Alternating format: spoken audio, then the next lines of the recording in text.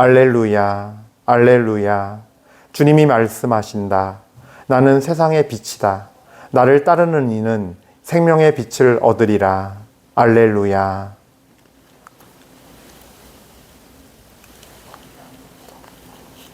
주님께서 여러분과 함께 또한 사제의 영과 함께 마르코가 전한 거룩한 복음입니다. 주님 영광 받으소서. 그 무렵 예수님께서 제자들과 많은 군중과 더불어 예리코를 떠나실 때 티메오의 아들 바르티메오라는 눈먼 거지가 길가에 앉아 있다가 나자렛 사람 예수님이라는 소리를 듣고 다윗의 자손 예수님, 저에게 자비를 베풀어 주십시오 하고 외치기 시작하였다. 그래서 많은 이가 그에게 잠자코 있으라고 꾸짖었지만 그는 더 큰 소리로 다윗의 자손이시여 저에게 자비를 베풀어 주십시오 하고 외쳤다. 예수님께서 걸음을 멈추시고 그를 불러오너라 하셨다. 사람들이 그를 부르며 용기를 내어 일어나게 예수님께서 당신을 부르시네 하고 말하였다. 그는 겉옷을 벗어 던지고 벌떡 일어나 예수님께 갔다. 예수님께서 내가 너에게 무엇을 해주기를 바라느냐 하고 물으시자 그 눈머니가 스승님, 제가 다시 볼 수 있게 해주십시오 하였다. 예수님께서 그에게 가거라, 내 믿음이 너를 구원하였다 하고 이르시니 그가 곧 다시 보게 되었다. 그리고 그는 예수님을 따라 길을 나섰다. 주님의 말씀입니다. 그리스도님 찬미합니다. 참 예수님, 은요 1830 교회 여러분들, 오랜만에 뵙죠. 좀 궁금하신 분들도 있을 거고, 이제 안 하시려나? 왜 그러지? 뭔 일 있나? 이렇게 생각하실 텐데, 그냥 제가 이제 시간이 이제 될 때마다 내서 하는 거긴 하지만, 어떻게든 주님께 드리려고 하는 마음으로 하는데, 일이 만만치가 않네요. 때론 바쁘고 해야지 하면서도 마음 안에서 항상 기도 중에 있고 마음에 지향을 두면서도 이렇게 좀 오늘에서야 찾아뵙게 되었습니다. 그래, 오늘 마르코 복음 이 바르티메오라는 눈먼 거지가 주님을 만나서 눈이 뜨이게 되고 예수님을 따라 나서는 이야기를 전해 듣게 되는데 이 복음은 참 묵상할 때마다 풍성한 묵상거리를 줘요. 특히 우리가 정말 예수님을 어떻게 만나게 되고 어떻게 따르게 되는가, 이거에 대한 묵상을 하기가 참 좋은 내용 같아요. 오늘 복음 말씀 보면요, 이 바르티메오라는 거지가 길가에 앉아 있다가 길가에 있었어요. 그냥 늘 그렇듯이 길 바닥에 있는 그런 삶을 살았어요. 어찌 보면은 정말 희망 없는 절망 가운데, 나아질 것이 없는 메마른 가운데 그냥 어떠한 기대도 없이 그냥 바닥에 주저앉아서 그 바닥에서 올라와야 되는데 그냥 바닥에 있는 한 인생이었어요. 한 영혼이. 그런 어떤 정말로 위험한 위기에 있는 영혼, 목마름에 있는 영혼, 정말로 주님을 희망하는, 정말 내 영혼이 빛이 들어오고 내 삶이 열리기를 희망하는 모든 영혼들의 상징일 거예요. 어떤 사람들은 사업이 망해서, 어떤 사람들은 정말 사람들과 관계가 다 무너져서, 어떤 사람들은 가정에 어떤 병이 생기고 아픔이 생기고 내가 병을 앓게 되어서 그런 등등의 이유로 주저앉고 정말 길가에 주저앉은, 바닥에 주저앉은, 그래서 이러지도 못하고 저러지도 못하고 세상을 쳐다봐도 나를 봐주는 이 없고 나를 도울 이 하나 없고 난 도움받을 수 없는 그런 어떤 절망적인 상황, 그저 그냥 모든 게 다 막혀서 길바닥에 있는 그런 상황인데 나자렛 예수님이 지나가신다 소리가 들린 거예요. 아니면 나자렛 예수님 하면서 사람들이 막 우르르 따라가는, 막 걸어가는 소리가 들렸겠죠. 그때 이 바르티메오가 분명히 어디선가 들었을 거예요. 막 예수님께서 갈릴리아 일대에서 활동하시면서 막 많은 사람을 고치시고 마귀를 쫓아내고 기적을 행하셨다 그러고 저기 나병 환자도 고치고 어디서 장님도 눈뜨게 하셨대더라, 이런 얘기들이 분명히 들렸을 거예요. 그래서 내 일생에 이분을 한번 만나봤으면, 내 일생에 이분을 한번 만난다면 내가 살 수 있을 텐데 하면서 유일하게 가진 희망이었겠죠. 하지만 언제 어디서 오실지 어떻게 알아요. 그걸 모르니까 그냥 내 평생에 그분을 볼 일이나 있겠어? 그렇게 소문은 들린다는데 나를 데려다 줄 리도 없고 도와줄 리도 없으며 이걸 얘기한단들 누가 날 쳐다봐 주겠어. 나의 이 속사정을. 누가 날 예수님께 이 속사정을 듣고 데려다 주겠어. 하면서 그냥 길바닥에 앉았다가 기적이 정말 벌어진 거죠. 예. 예수님 하는 순간 이분을 잡아야겠다. 내가 그렇게 말로만, 그렇게 뵙고 싶었던, 말로만 듣던, 정말 내 인생에선 벌어지지 않을 일인 줄 알았는데 왜 나는 죄가 많고 저주받아서 하나님이 날 버리셔서 이렇게 난 길바닥에 앉아있는, 그래서 정말 하나님조차 날 버렸기 때문에 아무도 날 쳐다봐주지 않는데, 도와줄 생각도 안 하는데, 난 저주받았기 때문에 그런 삶을 살고 있었는데 이제 들은 거죠. 그 순간을 놓치지 않으려는 거죠. 그래서 다윗의 자손이시여 저에게 자비를 베풀어 주십시오. 예. 근데 이게 일반적인 고백이 아니에요. 다윗의 자손이란 말은 뭐냐면요, 다윗의 왕권을 이어받아서 이스라엘을 굳건히 세운다라는 예언의 말씀이 있었기 때문에, 이거는 어떤 의미냐면요, 이 바르티메오라는 거지가 예수님을 왕으로 여기면서 우리를 전부리 구원하실 메시아라는 그 다윗의 자손이라는 신앙 고백을 한 거예요. 예. 그래서 더더욱 사람들이 사실은 막 꾸짖었어요. 막 조용히 하라고, 잠자코 있으라고. 예. 예수님을 부르는 것도 시끄러웠겠지만 이 다윗의 자손이란 신앙 고백, 본 적도 없고 만난 적도 없지만 그물 말씀으로 들었을 때 이분이야말로 참으로 우리를 구원하실 구세주야 라는 믿음이 바르티메오에게는 있었던 거예요. 그래서 다윗의 자손 예수님, 다윗의 자손이시여 하면서 예수님을 부른 거예요. 정말 구원자이신 예수님, 나를 구하실 수 있는 유일한 이름, 그 이름을 믿고 달려들 때 사실 우리의 마음 같아서는 한 번에 딱 들으시고 예수님이 그래 내가 즉시 가면 하고 가주면 좋겠지만, 이 과정 또한 만만치가 않았어요. 사람들은 신앙 고백을 하면서 예수님을 찾는 이 사람에게 막 잠자코 있으라고 막 하면서 꾸짖어요. 우리가 주님을 향해 가는 여정에서 사실 잊지 말아야 할 게 뭐냐면요, 우리가 정말로 주님을 따라가려고 그러면 참 희한하게, 그러니까 이게 보이지 않는 세계가 정말 있다는 증거이기도 해요. 희한하게 막아요. 막아서는 존재들이 있고, 막아서는 상황과 환경이 생기고, 희한하게 예수님한테 우리의 구원, 나의 빛, 나의 생명, 진리이신 그분께 못 가게 막아요. 그러니까 영적 신앙 여정에서 정말 이건 당연하게 받아들여야 될 부분이에요. 그러니까 뭐가 좀 한 번에 잘 풀렸으면 좋겠고 문제가 해결됐으면 좋겠지만 그렇지가 않아요. 반드시 예수님을 만나는 여정은 반드시 어려움이 있고 막게 돼 있어요. 보이지 않는 영적 세계에서 예수님한테 간다는 얘기는 그러니까 구원받지 못할 영혼이 구원받는다는 얘기거든요. 그러니까 그 반대 세력, 영적 세계는 두 나라가 존재하잖아요. 두 개의 깃발이 있잖아요.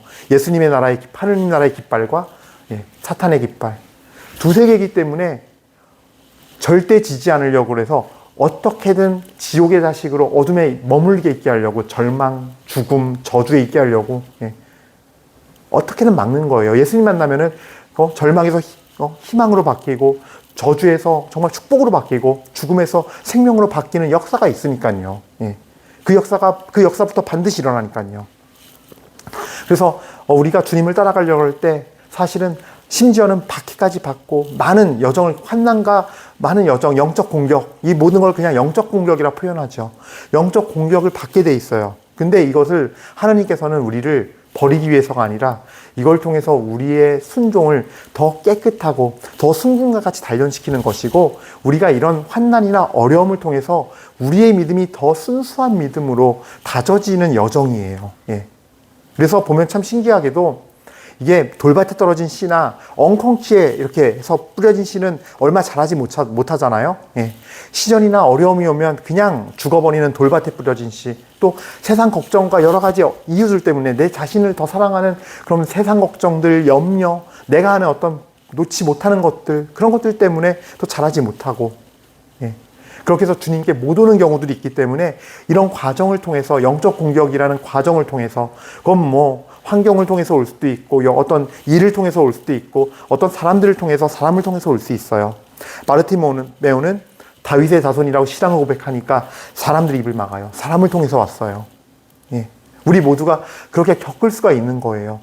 아, 내가 예수님 부르고 찾기 시작하고 이렇게 예수님 열심히 따르려고 막 부르짖는데 왜 오히려 더 내가 하는 일은 더 어려워집니까? 내 사업이 더 왜 망합니까? 왜 더 밑바닥으로 떨어집니까? 라고 할 수 있거든요.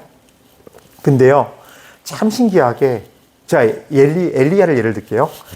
엘리야 예언자는요, 열왕기 상권을 보면은 처음에, 그러니까 우리가 엘리야 예언자 아는 유명한 일화는 뭐냐면요, 그 바알의 그 제사장들과 겨룬 거잖아요. 아마 그게 혼자 남아서 예언자 혼자 그 수백 명의 바알의 사제들과 싹 겨룬 거예요. 그래서 엘리야가 기도하자 하늘에 불이 떨어져서 정말 거기서 놀라운 하나님을 영광을 드러내고 많은 백성들이 그걸 보고서 그 엘리야 바알의 제사장들을 다 죽이는, 돌로 쳐 죽이고 그 제단을 허물고 다시 하나님께로 돌아오는 기적이 일어나요. 하나님께서 그 자리에 세우기 전에 어떤 일이 있었냐면요, 엘리야가 아합 왕에게 3년간 내가 말할 때까지 3년 동안 여기에 기근이 있을 것입니다 하고 딱 떠났는데 정말로 기근이 내리기 시작해서 비가 안 오기 시작해요. 그래서 아합 왕이 분노에 차올랐어요. 그러자 엘리야가 하나님께서 이제 보호해 주시기 위해서 엘리야를 어떻게 이끄냐면요, 크리코스라는 데로 이끌어요. 크릿 시냇물이 있는, 그런 크릿 시냇물이 있는 어떤 작은 시냇물이 흐르는 곳으로 숨기세요. 예. 근데 그 숨긴 시간 동안 사실은 주님의 보호만 받을 줄 알았는데 그것이 아니었어요. 뭐냐 하면은 이 시냇물이 끓이지 않고 계속 흐를 줄 알고 있었으나 그 예언대로 기근이 계속되고 시간이 흐르니까 물이 말라버렸어요. 엘리야는 주님께서 여기 보내셨으면 내가 안전하게 까마귀로부터 빵과 떡과 고기를 받고 이 물을 마시면서 왕을 피해서 나를 잡으려는 그 세력들을 피해서 잘 분리돼서 이렇게 잘 주님의 은혜 안에서 머무를 줄 알았는데 그게 아니었던 거예요. 시냇물을 보면서 불안했을 거예요. 야, 이 시냇물이 졸졸졸 이렇게 흐르는 이 조그만 이 시냇가에서 이 비가 안 오는데 얼마나 버틸까? 이 물이 없으면 나 어떻게 살지? 어디로 가지? 엘리야도 이 걱정 안 했을까요? 분명히 했을 거란 말이에요. 해는 계속 내리치고 땅은 점점 쩍쩍 갈라지기 시작하고 그 가운데 시냇물을 흐르지만 이 물이 언제까지 흐를지는 알 수도 없고 그러다가 점점 줄어들기 시작하더니 막 급기야 말라버렸어요. 당신이 크리스로 인도해 놓고서 거기서 지내라고 해놓고서 이게 뭐지? 가 되는 거죠. 엘리야도 그랬을 거 아니에요. 그러니까 하나님께서 하시는 일이 내가 하나님 부르짖고 내가 이렇게 마음 회개하고 깨끗하게 비웠으니까 당장 다 잘 되겠지? 내가 이제 이렇게 찾으니까 마음 돌리고 하나님을 찾으니까 되겠지? 이제 하나님이 바로바로 드라마틱하게 기적같이 뭔가를 열어주시겠지? 라고 생각하지만 하나님은 그러지 않는다는 거예요. 더 우리의 믿음을 순수하게 단련해서 이 원석인 우리를 정말 살아있는 돌로 그분 제단 앞에 영적 집을 지을 수 있는, 그래서 주님의 그 자리에 주님의 나라에 정말 한 자리 차지할 수 있는 그런 존재로 만들기 위해서, 영적 돌로 만들기 위해서 당신이 다듬고 자르고 하시는 거예요. 그런 연단의 시간과 시전의 시간이 있는 거예요. 그래서 주님한테 다가갈 때 한 번에 가는 것이 아님을 꼭 믿으셨으면 좋겠고 그것을 우리가 믿음 안에서 당연하게 받아들였으면 좋겠어요. 그래서 그건 어찌 보면 하나님께서 우리를 가르치고 순종시키시고 연단하는 시간이면서 동시에 우리의 믿음을 거룩하고 깨끗하게 하시고 당신의 그 다음의 계획이 이루어질 수 있는 준비를 시키는 단계임을 꼭 우리가 이해하고 믿음으로 받아들였으면, 그래서 이것도 기꺼이 우리가 견딜 수 있었으면 좋겠습니다. 자, 그렇게 막 외쳤어요. 계속 다윗의 자손이시여 자비를 베푸소서 하고 외치니까 걸음을 멈추시고 드디어 말씀이 있습니다. 그를 불러 오너라. 그러자 사람들이 그를 부르며 용기를 내어 일어나게 예수님께서 당신을 부르시네 하고 말하였다. 참 신기해요. 그러니까 그렇게 나를 공격하고 막 세상 다 할 것 같은 세상 사람들도 사실은 하나님이 또 움직이시면 하나님은 동업자를, 도와줄 협력자를, 사람들을, 상황을, 환경을 또 바꿔주세요. 때가 되면. 그래서 우리가 그때를 믿으면서 주님께서 주시는 이 연단의 시간들, 내 이 원성인 돌을 다듬는 시간들을 받아들일 필요가 있다는 거죠. 예. 그러자 그는 겉옷을 벗어 던지고 벌떡 일어나 예수님께로 갔다. 예, 이게 50절 말씀이에요. 그는 겉옷을 벗어 던지고 벌떡 일어나 예수님께로 갔다. 이것도 중요해요. 우리가 주님께 나갈 때, 예, 겉옷, 즉 나를 꾸미고 치장하고 있는 그런 거짓 자아들, 잘못된 자아들을 벗어 던지고 나가야 돼요. 주님 앞에 그냥 벌거벗은 나를, 그냥 있는 그대로의 나를 주님께 내어드리는 그 자세로 일어나서 주님께 향해 가야 돼요. 부를 때 벌떡 일어나 즉시 가야 돼요. 겉옷을 벗어 던지세요, 여러분들도. 예. 내 것 지려고 하지 마세요. 내 겉에 이렇게 있는 치장되어 있는 것들, 겉구민 위선들, 주님 앞에는 흉측하게 이를 데 없으니까 벗어 던지세요. 내 것들은 다 부정하시고 벗어 던지고 나오세요. 이 자아 버림에 대해서는 항상 강조하니까 이렇게만, 이 정도만 얘기할게요. 그냥 오늘 이 자리에서는. 예. 그리고 나서 예수님께서 무엇을 바라느냐 물으시죠. 제가 다시 볼 수 있게 해주십시오, 스승님. 하고 청합니다. 그러니까 예수님께서는 그 과정들을 거치면서 그 사람들한테 막히고 혼나고 꾸짖음 당하고 그 모든 과정을 보시면서 이 바르티메오의 중심을 보셨어요. 나올 때 자신의 그 겉옷을 벗어 던지고 자신의 것 위선과 거짓들, 흉측한 그것들 다 자아를 벗어 던지고 나오자 그 믿음의 중심을 받기 때문에, 마음의 중심을 받기 때문에 가라, 네 믿음이 너를 구원하였다. 예. 그분은 마음을 보시는 분이에요. 참 신기해요. 그래서 우리가 이걸 알아야 돼요. 이 말이 떨어지고 눈이 뜨일 때까지 사실 주님은, 예, 우리 마음의 중심부터 보세요. 예. 그러니까 네 믿음이 너를 구원하였다 하시니 다시 보게 되었다예요. 예. 마음의 중심을 보시고 이루어 주세요. 그래서 재밌는 건 뭐냐면요. 루카복음에 자케오 얘기 나오잖아요. 자케오가 예수님 앞에 막 그 주님을 집에 모시고 너무 기뻐서 감사해서 막 그 감사함을 표현하면서 자기가 그동안 부정부패 저질러서 벌었던 거 있으면 막 4배로 갚고 2배로 갚아주겠다 다짐을 해요. 근데 예수님께서 그 말씀을 들으시고 다 눈앞에서 다 돈 계산해서 갚은 거 아니거든요. 그 계산이 다 정확히 떨어진 게 아니에요. 마지막 영혼까지 다 갚아준 거 아닌데도 불구하고 바로 말을 듣자마자 이 사람도 아브라함의 자손이다 그러시거든요. 왜 그러셨을까요? 바로 그 마음의 중심을 받기 때문에요. 이 고백이 거짓 고백이 아니라 정말 겉구민 흉측한 위선과 자기 자신을 다 버리고 내어놓고 회개하는 마음으로 진실된 고백이었기 때문에 이미 지금 갚지도 않았지만 그 고백을 들으시고 이미 너는 아브라함의 자손이야 라고 인정해 주신 거예요. 그래서 마음의 중심이 대단히 중요해요. 사실 이 반대의 경우도 이런 또 다른 경우도 있어요. 내가 정말 믿음을 가지고 정말 성령의 감동이 와서 어떤 일을 했어요. 어떤 도움을 주고 자선을 베풀려고 했는데 안 받아들이고 잘 되지 않았어요. 또 어떤 사람에게 내가 진실된 마음으로 말을 했는데 그 사람이 받아들이지 않고 막 나에게 나와 심지어 막 관계가 멀어졌어요. 예를 들면. 예. 그럼 우리는 생각해요. 저 사람을 도우라고 했는데 이 말씀을 주신 게 성령이 아니라 마귀가 줬나? 그래서 실패한 건가? 라고 생각하거든요. 혹은 내가 정말 기도 중에 정말 이렇게 은혜가 와가지고 너무 큰 감동이 와서 말을 전하고 했는데 안 됐어요. 실패했어요. 그럼 내가 받은 게 마귀 말씀인가? 이렇게 생각할 수도 있거든요. 근데 그게 아니라 하나님은 마음의 중심을 때때로 보세요. 예, 물론 참된 예언자의 기준이라는 것도 있는데 그것이 실패하더라도 내가 정말로 주님 안에서 순종해서 주님의 어떤 그 정말 순수한 믿음을 가지고 내 자신을 정말 다 내어놓고 한 것이라면 그렇게 해서 베푼 자선이 실패하고 그렇게 해서 베푼 어떤 주님 말씀 전파나 복음의 전파가 실패했을 때 하느님은 마음의 중심을 보세요. 그래서 실패할 수도 있다는 거예요. 다만 내가 내 마음이 어땠는지 잘 중심을 보셔야 돼요. 하나님 앞에 내 자신을 잘 성찰하면서 내가 정말 뭔가 잘못된 마음으로 어떤 잘못된 동기로 했다면 하나님께서도 그걸 또 그 죄와 부족함들은 또 알려주시고 고쳐주시거든요. 예. 하지만 그렇다고 해서 그것이 뭐 주님의 일이 아니었고 마귀가 한 것이고 다 잘못된 것이고 죄고 너는 마귀의 게임에 빠져서 잘못된 메시지 받은 거고 잘못된 마음에 감동이 온 거고 이런 게 아니라는 거죠. 명확하잖아요. 어떤 누가 자선을 베풀 때 내가 도와줘야겠다는 마음이 드는 거는 주님께서 주시는 마음이 분명하거든요. 예. 근데 일의 결과가 잘못됐을 때 우리가 또 잘못 생각할 수 있다는 거죠. 하지만 예수님이 보시는 거는, 여기서 강조하고자 하는 핵심은 마음의 중심이라는 거예요. 그 마음의 중심이 어떠냐를 보신다는 거예요. 그래서 자케오 같은 경우는 돈을 다 갚지도 않았고 약속대로 지불해서 갚지도 않았지만 너는 아브라함의 자손이야 라고 했어요.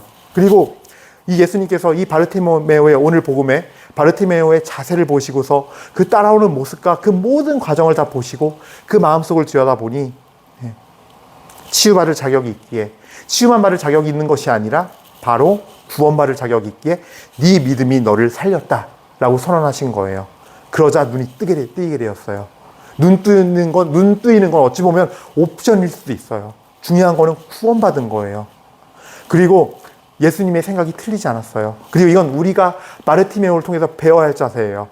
그는 예수님을 따라 길을 나섰다. 예, 그는 예수님을 따라 길을 나섰다. 우리 영혼도 그래야 돼요. 우리가 주님께로부터 은혜를 받고 주님의 자비를 체험하면 따라 길을 나서야 돼요. 내 인생 여정이 이제 내 방식의 길, 내가 생각해 놓은 길, 내가 정해 놓은 계획에 따른 길이 아니라 길이요 진리요 생명이신 그분의 길을 걸어야 돼요. 그분과 함께 길을 나서야 돼요. 내가 가던 방향을 쳐다보지 말고 예수님이 가시는 방향으로 따라가야 돼요. 그것이 신앙생활이고 신앙이에요. 내 건 하나도 바뀌지 않으면서 문제 해결하려고 기도해요. 해결됐어요. 그럼 또 내 길 가요. 예수님 만난 성경에도 그런 사람 숱하게 많아요. 보면은. 정말 드물게 이 바르티메오가 그 중에 한 명이에요. 치유를 받고 감사하면서 길을 따라 나선 거. 물론 이런 경우 있어요. 따라 나섰겠다고 했을 때 예수님께서 여기서 너는 가족들에게 가서 너에게 베푸신 주님의 자비를 전하여라. 그 군대박이 들린 사람 있죠. 그런 경우도 있어요. 나서겠다는 걸 맞기도 하시지만 때때로. 근데 같은 의미예요. 이 세상의 공간에서만 다를 뿐이지 너 가족들에게, 마을 사람들에게 가서 너에게 보이신 자비를 전하라 라고 한 거는 예수님을 따라 나서는 또 하나의 방법이었던 거예요. 그 군대막이 들렸던 그 사람에게는. 다른 방식이지만, 다른 방향인 것 같지만 영적으로는 같은 방향이에요. 예수님 따라 나선 거지요. 중요한 거는 이 바르티메오처럼 같은 마음, 그 마음을 가지고 예수님을 정말로 다윗의 자손으로서 믿고 사랑하여서 그분을 만날 수만 있다면 내가 치유받고 구원받을 텐데, 이 마음 안에서 응답을 받고 따라 나서는 거예요. 지금 여러분들 길바닥에 앉아 있습니까? 내 영혼이 그럴 정도로 어려운 상태입니까? 다시 믿음을 세우고 믿음의 재단을 세우고 이 바르티메오처럼 이 바르티메오의 여정을 함께 걸으십시오. 분명히 어느 순간 소리가 들릴 겁니다. 저기 예수님이 지나간다. 내 삶의 그 절망의 그 한복판에서 그 소리가 분명히 들릴 때 놓치지 말고 주님 저를 잡아주십시오. 주님 저를 만나주십시오. 살려주십시오 하고 부르짖으면서 종국에는 기뻐하면서 내 믿음이 구원을 받고 기뻐하면서 예수님을 따라 나설 수 있게 되기를 바랍니다. 오늘 이 미사 드리면서 우리 주님께 이 바르티메오의 여정을 우리도 함께 걸을 수 있게, 종국에는 예수님을 따라서 걷다가 천국까지 이를 수 있는 은혜를 청하면서 이 미사 봉헌합시다. 잠시 묵상하시겠습니다.